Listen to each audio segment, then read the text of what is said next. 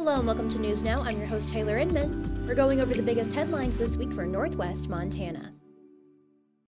Authorities are holding a 48-year-old man on a pending deliberate homicide charge after he allegedly struck and killed a pedestrian north of Kalispell on Tuesday. The fatal collision occurred near the 100 block of Birch Grove Road while Flathead County Sheriff's Office deputies were searching for a motorist, later identified as Jeffrey Scott Serio, reportedly driving through fields and fences, an effort that began at about 7:37 p.m. on August 19th.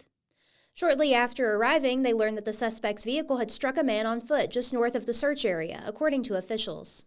Officials said they found the victim pinned beneath the vehicle, and deputies employed jacks to free him. Despite life-saving measures, including CPR, the victim died at the scene. After arresting Serio, deputies took him to the county jail where he remained as of Wednesday afternoon.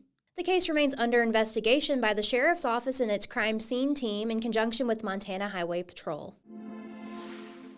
One person died in a vehicle fire outside Homewood Suites Hotel on Monday night, according to authorities. Officials said the Kalispell Police and Fire Departments responded to the Hutton Ranch Plaza business in North Kalispell at about 9:17 p.m. on August 18th. The victim has not yet been identified, and the cause of the fire remains under investigation, according to Police Chief Jordan Venezio. The fire began in a white Chevrolet van and eventually consumed two unoccupied nearby cars, according to Venezio. He said the cars sat at the outermost edge of the parking lot along Hutton Ranch Road. Fire crews left at about 11:30 p.m., according to Venezio, but the public should expect an ongoing police presence in the area while investigators are on the scene. Search teams recovered the body of a boater on Tuesday who disappeared after jumping into Flathead Lake last week, according to authorities.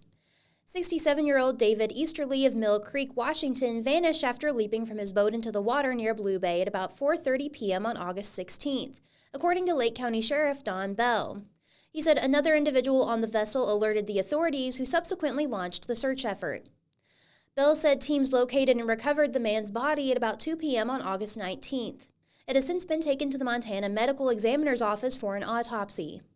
Bell said the Ralston Search and Rescue Recovery, Flathead County Search and Rescue, Lewis and Clark County Search and Rescue, and Lake County Search and Rescue all aided in the search. United States Forest Service Chief Tom Schultz reiterated commitments to expand timber and energy production on federal lands during a speech to the Western Caucus Foundation on Tuesday. The address came as part of a three-day gathering of representatives and senators from across the United States to northwest Montana for discussions related to public land management.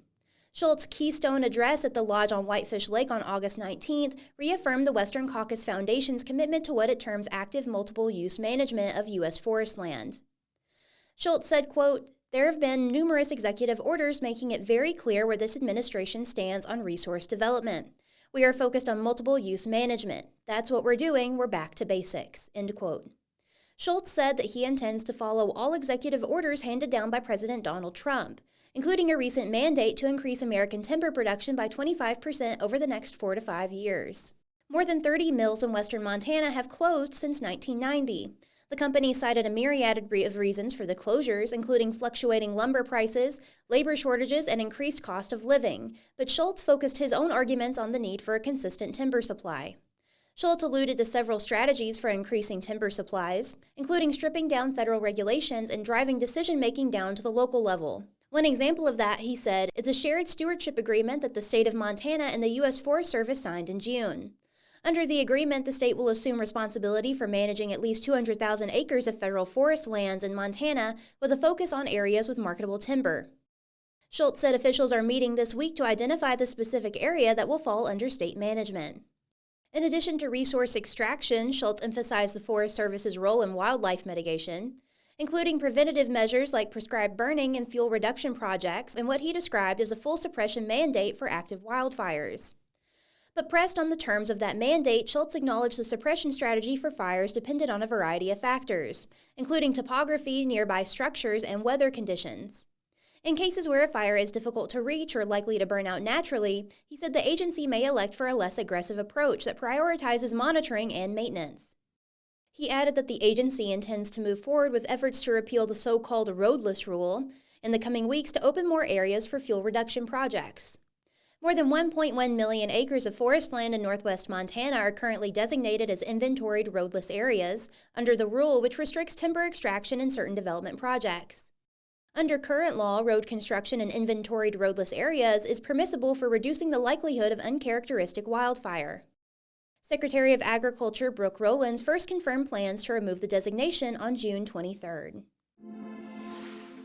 Thanks for joining us. News Now is a podcast from the Daily Interlake. We're proud to be the largest independent newsroom in Montana and the longest continuously published newspaper in the region. Today's story is written by Daily Interlake news editor Derek Perkins and reporters Jack Underhill and Haley Smalley. And if you haven't already, subscribe to our YouTube channel to never miss an episode of The Pod. Everybody stay safe and have a great week. Thanks to our sponsor, Lawrence Auto Repair at 1309 U.S. Highway 2 in Kalispell. Most consistently rated 5-star shop serving the Kalispell area. Visit lawrenceauto.com.